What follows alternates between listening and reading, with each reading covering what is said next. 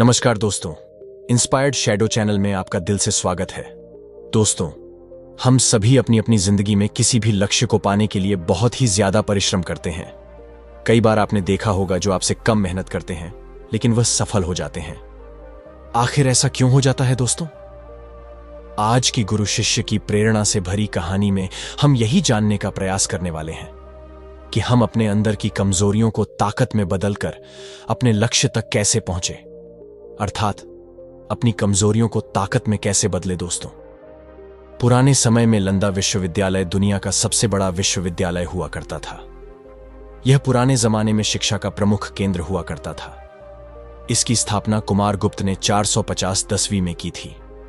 199 10वीं में बख्तियार खिलजी के आक्रमण ने इस विश्वविद्यालय को पूरी तरह से नष्ट कर दिया था। कहा जाता है कि आक्रमण के दौरान यहां पर आग लगा दी गई थी। उस समय नालंदा विश्वविद्यालय के पुस्तकालय में इतनी किताबें थीं कि कई सप्ताह तक आग बुझ ही नहीं पाई थी। उस समय के गुरु अपने शिष्यों को किताबी ज्ञान से ज्यादा व्यवहारिक ज्ञान दिया करते थे। उन्हीं शिष्यों में मौजूद सूचन नाम का एक शिष्य रहता था। वह अपने माता पिता का बहुत ही आज्ञाकारी पुत्र था। लोगों की मदद के लिए वह हर समय तैयार रहता था। एक बार की बात है, सूचन अपने दोस्तों के साथ बगीचे में खेलने गया और जब वह वहां से खेलकर घर वापस आया तो वह बहुत ही बीमार पड़ गया। उसे बहुत तेज बुखार हो गया। वैद्य को बुलाया गया। वैद्य ने उसे दवाइयां भी दी। उसका बुखार दिमाग पर चढ़ गया था, जो उसके बाएं वाले शरीर के हिस्से को कमजोर कर दिया। उसके बाएं वाले पैर को लकवा सा मार गया था। लेकिन धीरे धीरे वैद्य के द्वारा कई महीने इलाज के बाद उसमें सुधार आने लगा और वह अपने पैरों पर खड़ा होने लगा और धीरे धीरे वह चलने भी लगा। लेकिन अब वह जब भी चलता तो लंगड़ा के चलता। वैद्य लोगों ने बहुत कोशिश की कि उसका पैर पहले जैसा हो जाए, लेकिन वह पूरी तरीके से सही नहीं हो पाया। इसलिए वह जब भी चलता तो लगड़ा कर चलता था। यही कारण था कि उस विश्वविद्यालय के सभी शिष्य उस पर हंसते थे, उसकी चाल को देखकर हंसते थे, जिस वजह से सचिन बहुत ही परेशान हो जाता था। उस विश्वविद्यालय में कई प्रतियोगिताएं हुई, पर वह उन प्रतियोगिताओं में सफल नहीं हो पाता था क्योंकि उसका पैर साथ नहीं दे रहा था। दौड़ने वाली प्रतियोगिता होती तो वह ठीक से दौड़ भी नहीं पाता, जिसकी वजह से वह हार जाता था।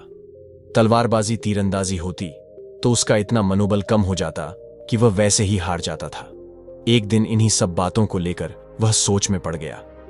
वह सोचने लगा कि काश मेरे पैर सही होते तो आज मैं अपनी जिंदगी में सफल हो पाता। आज मैं यह सारी प्रतियोगिताएं जीत लेता।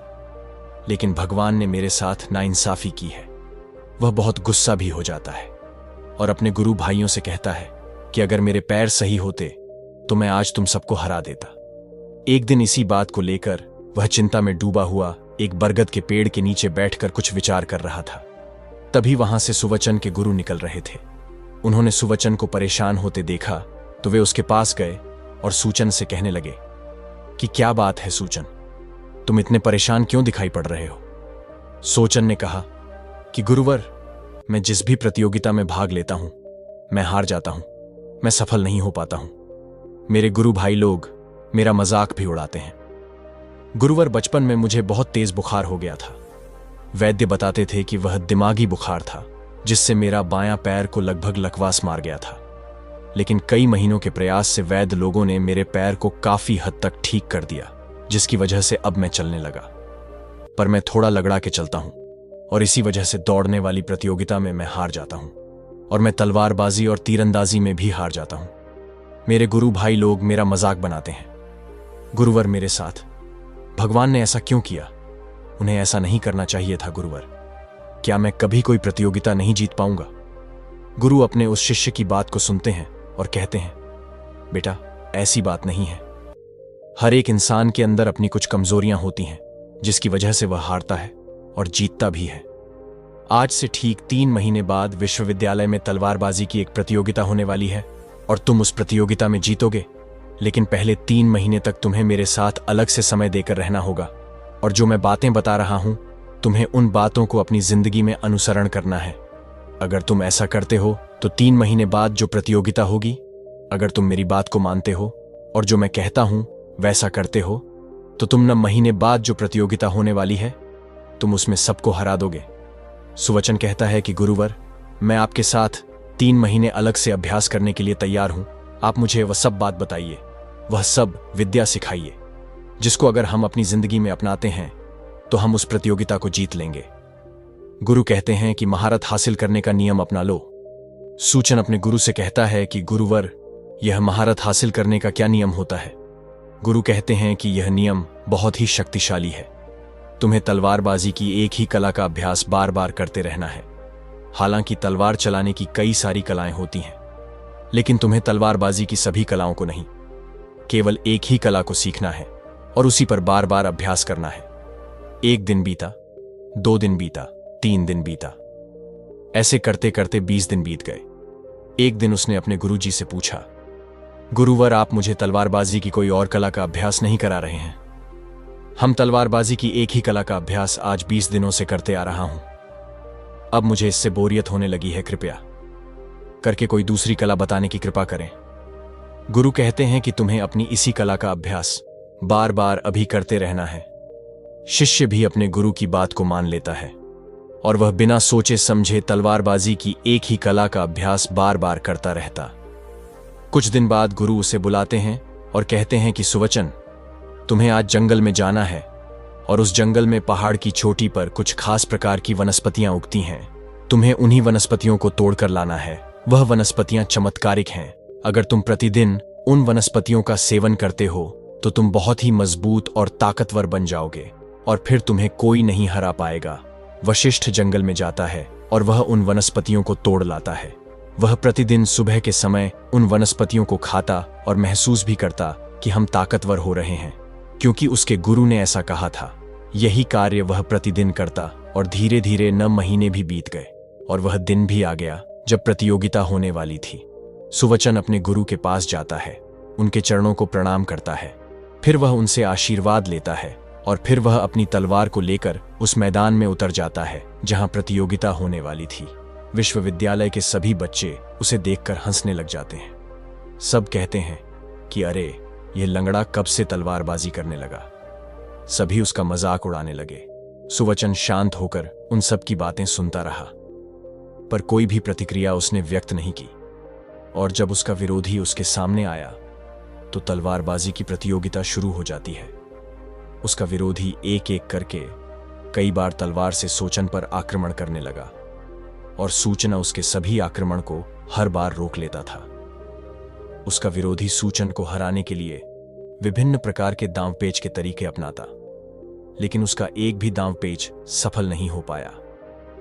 सूजन थोड़ा लगड़ा के चलता, जिससे कि विरोधी को उस पर निशाना साधने में दिक्कत हो रही थी। वह सूचन पर ठीक ढंग से निशाना नहीं साध पा रहा था। अब आक्रमण करने की बारी सूचन की थी। जैसे ही सूचन ने तलवार से आक्रमण करना शुरू किया तो विरोधी को उसकी तलवार का सामना कर पाना बड़ा ही मुश्किल हो रहा था, क्योंकि और वह उस एक ही कला को इतनी बार अभ्यास में लाया था कि अगर वह आंख भी बंद कर लेता तो वह तलवार चला सकता था। उसने अपने हमले को इतना तेज किया कि उसके विरोधी को कुछ समझ में ही नहीं आया कि वह कैसे सुवचन को रोके, और अंधता सुवचन से उसे हार का सामना करना पड़ा और सुजन की जीत हुई। विश्वविद्यालय के सभी गुरु और शिष्य हैरान हो जाते हैं कि आखिर सुजन को ऐसा क्या हो गया कि वह जीत गया, क्योंकि उसने अब तक के सबसे ताकतवर योद्धा को हराया था। विश्वविद्यालय के प्रधान गुरु उसे सर्वश्रेष्ठ पुरस्कार से सम्मानित करते हैं और सोचन को उस साल का विजेता घोषित कर दिया जाता है। अगले दिन सोचन अपने गुरु के पास जाता है और कहता है कि गुरुवर, जैसा आपने कहा था मैंने वैसा ही किया और आज मैं विजेता हो गया, और मुझे यह भी समझ में आ गया कि आप मुझसे एक ही दांव पेच को क्यों बार बार अभ्यास करने को कह रहे थे। आप मुझे तलवारबाजी की एक ही कला को बार बार क्यों अभ्यास करने को कहते। गुरु अपने शिष्य से कहते हैं कि तुम इसीलिए जीते कि तुम अपनी कमजोरी पर काम किए और तलवारबाजी के एक ही तरीके को तुम इतनी बार अभ्यास में लाए कि अगर तुम आंख भी बंद कर लेते तो भी तुम जीत जाते। गुरु कहते हैं कि अगर इंसान पूरी एकाग्रता के साथ बार बार अपनी कमजोरी पर अभ्यास करे, जैसा कि तुमने किया, सुवचन तो एक ना एक दिन वह अपनी उसी कमजोरी पर विजय हासिल कर लेगा। सुवचन, तुम्हारे जीतने का एक सबसे बड़ा कारण यही है। तुम अगर तलवारबाजी की कई सारे कलाएं सीखते और एक भी कला का सही से अभ्यास नहीं करते तो तुम किसी भी कला पर अपनी पकड़ नहीं बना पाते। और अगर तुम किसी भी कला पर सही से पकड़ नहीं बना पाते तो तुम्हारी आज जीत नहीं होती। दूसरी बात, जो तुम लगड़ा के चलते थे, जिसकी वजह से तुम्हारे विरोधी को तुम पर निशाना साधने में दिक्कत हो रही थी, और आज तुम्हारा लगड़ा के चलना तुम्हें विजेता बना दिया। तुम्हारे लिए यही अभिशाप आज वरदान साबित हो गया। गुरु ने आगे कहा, विभिन्न प्रकार के दांव पेच को सीखने से ज्यादा जरूरी है कि एक ही कला को, एक ही दांव पेच को पहले अच्छे से सीखो और उस पर इतनी बार अभ्यास करो कि तुम्हें उसमें महारत हासिल हो जाए। गुरु कहते हैं कि लोग अक्सर यही गलतियां करते हैं कि वे सब तरह तरह की कलाएं सीखते हैं, लेकिन एक भी कला में वह सही से पारंगत नहीं हो पाते हैं। गुरु कहते हैं कि इंसान वही सफल हो पाता है, वही अपने लक्ष्य को भेद पाता है, जिसने अपने एक ही दांव पेच पर कई बार अभ्यास किया हो। शिष्य अपने गुरु से पूछता है कि गुरुवर, यह तो समझ में आया, लेकिन आपने जो वनस्पतियां हमको खाने के लिए बोले थे, उसे खाने के बाद हमारे शरीर में बहुत ऊर्जा आ गई। उसकी वजह से हम और भी आसानी से अपने विरोधी को हरा दिए।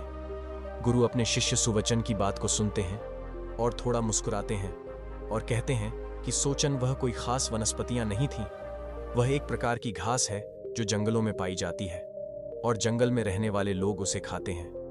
ना तो उसमें कोई चमत्कारिक शक्तियां हैं और ना ही वह कोई चमत्कारिक जड़ी बूटी है।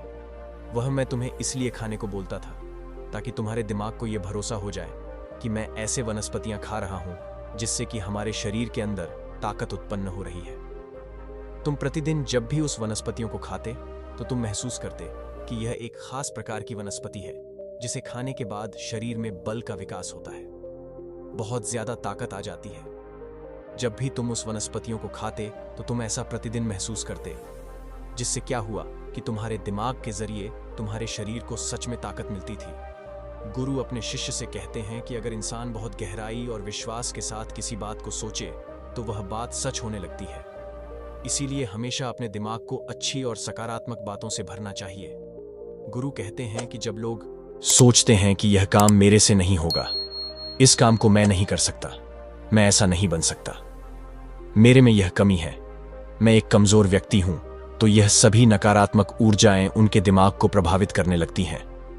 और अगर यह विचार उनके दिमाग में लंबे समय तक चलता रहा तो सच में यह विचार उस व्यक्ति को कमजोर और लाचार बना देता है। इसलिए हमेशा अपने दिमाग को सकारात्मक ऊर्जाओं से भरते रहो। गुरु सुवचन से कहते हैं, सबसे अच्छा और सबसे ताकतवर राजा वही होता है जो बचपन में अपनी गरीबी और अपनी जिंदगी से संघर्ष करके आगे बढ़ता है। संघर्ष के पलों में उसने अपने अच्छे और बुरे वक्त को देखा होता है, उसे गरीबी का एहसास होता है, उसे पता होता है कि उसकी प्रजा कितनी गरीब है और कैसी है, उसे लोगों के दुख तकलीफ के बारे में पता होता है। जब ऐसा सा व्यक्ति आगे चलकर अपनी जिंदगी में राजा बनता है तो वह बहुत ही आगे जाता है। गुरु कहते हैं कि सम्राट अशोक महान क्यों बने? हालांकि वह राजा के पुत्र थे, लेकिन वह एक आम जिंदगी जीते थे और उनको भी अपने बचपन के दिनों में बहुत ही संघर्ष का सामना करना पड़ा था। सम्राट अशोक के पिता बिंदुसार यह नहीं चाहते थे कि सम्राट अशोक राजा बने।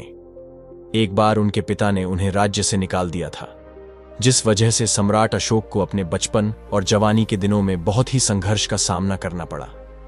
उन्होंने अपने बचपन में बहुत दुख तकलीफें सही और वह आम जनता के बीच रहते, वह उन सब की दुख तकलीफों के बारे में सुनते, देखते और लोगों की भावनाओं को समझते। और फिर बाद में जब वह राजा बने तो वह बहुत ही योग्य राजा बने। उन्होंने अपनी जनता के लिए बहुत कुछ किया।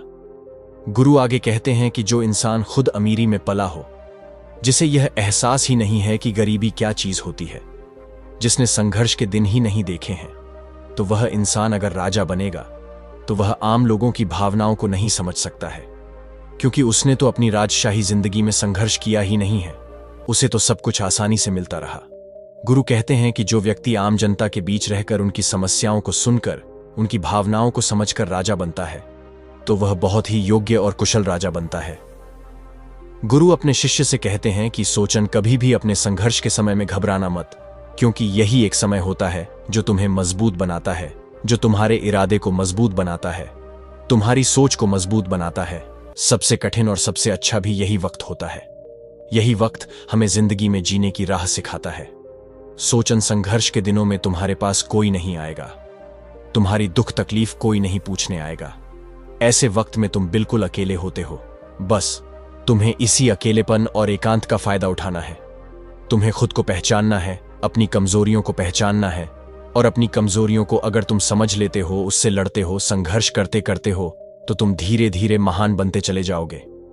फिर आगे चलकर तुम्हें आगे बढ़ने से कोई नहीं रोक सकता, क्योंकि तुमने अपने संघर्ष के दिनों में अकेले ही यह सब झेला है।